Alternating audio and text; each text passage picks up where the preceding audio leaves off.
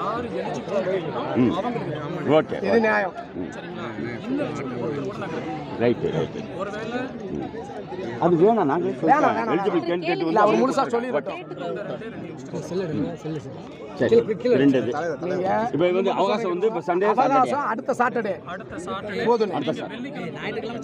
Sir Saturday நீங்க வரப்ப இங்க அப்படி எங்களுக்கு இருக்க மாட்டோம் நீங்க எவிக்ஷன் எடுக்கிற வீடு இருக்காது இவ்வளவு போலீஸ் எல்லாம் எதுவும் அவங்க குழப்ப பார்க்கட்டும் சரியா மாமா ஏக்கா நீங்க கொஞ்ச நேரம் பேசாம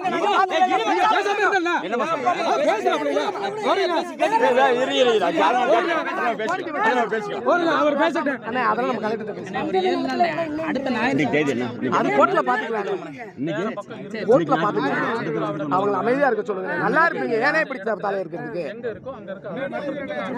ஏற்பாடு பண்றோம் அதுவும் யாரு தகுதியான அதான் ஒத்துழைப்பு கொடுக்குறோம்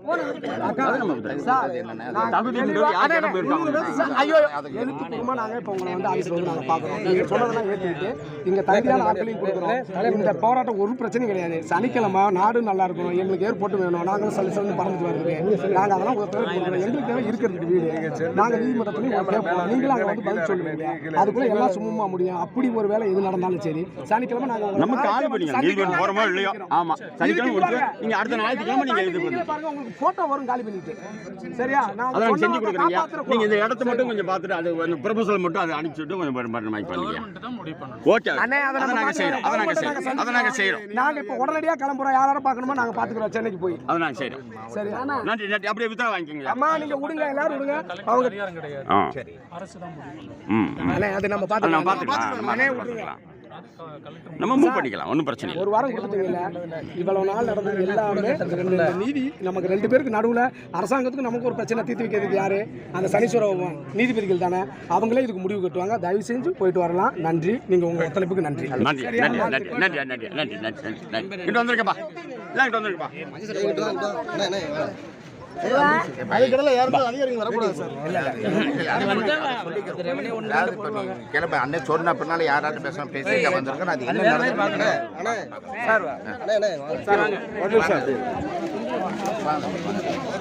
என்ன போனே கொடு அடே போனே உங்க போனே கொடுங்க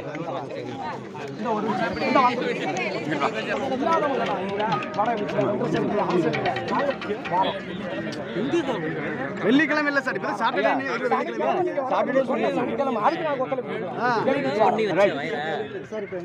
இல்ல எழுதி ஆரம்பிச்சா இல்ல இல்ல கொடுப்பாரு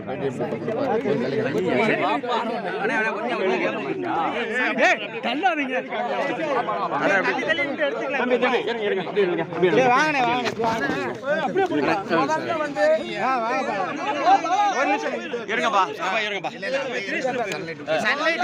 சன்லைட் கரெக்டா இருக்கு சரி வாங்க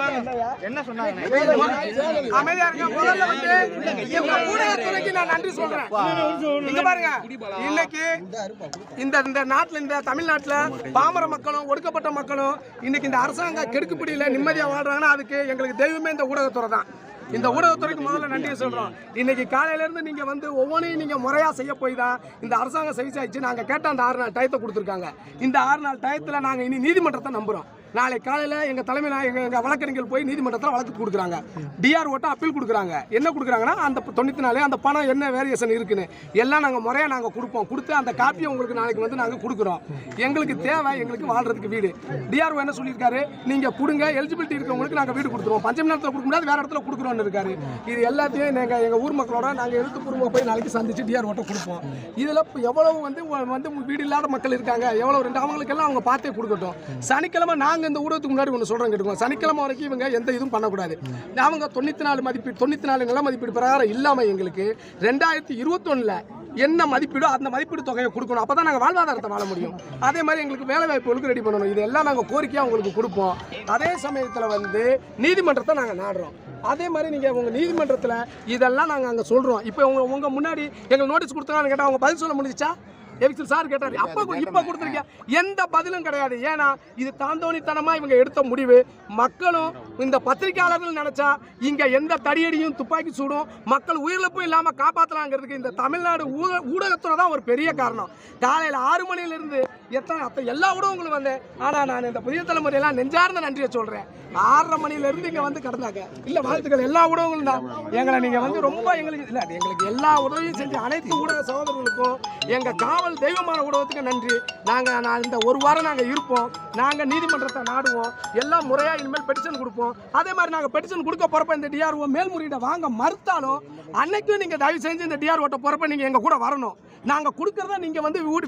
ஊடகத்துறையினர் கூட வரணும். அவர் பாருங்க, இல்ல இப்பெல்லாம் நான் வாங்க முடியாதுன்னா அதை நீங்க தான் வெளிச்சத்துக்கு கொண்டு வரணும். கடுமையான போராட்டத்தின் விளைவாத்தேன் இன்னைக்கு வந்து இந்த அரசாங்கமும் இந்த நிர்வாகத்துறையும் வந்து தன்னுடைய போலீஸ் படத்தை வந்து பின்வாங்கியிருக்கிறாங்க. ஏன்னா 2 பேர் வந்து மயக்கப்பட்டு விழுந்து ஆஸ்பத்திரிக்கு கொண்டு போயிட்டாங்க. பல பேர் வந்து இங்கே வாட்டர் டேங்கில் ஏறி மண்ணெண்ணெய் ஊற்றி கொளுத்துறதுக்கு போயிட்டாங்க. மீதி வீடுகளில் பூரா இருக்க பெண்கள் பூராமே வீட்டில் அடைச்சிட்டு உள்ளுக்குள்ள இருக்காங்க.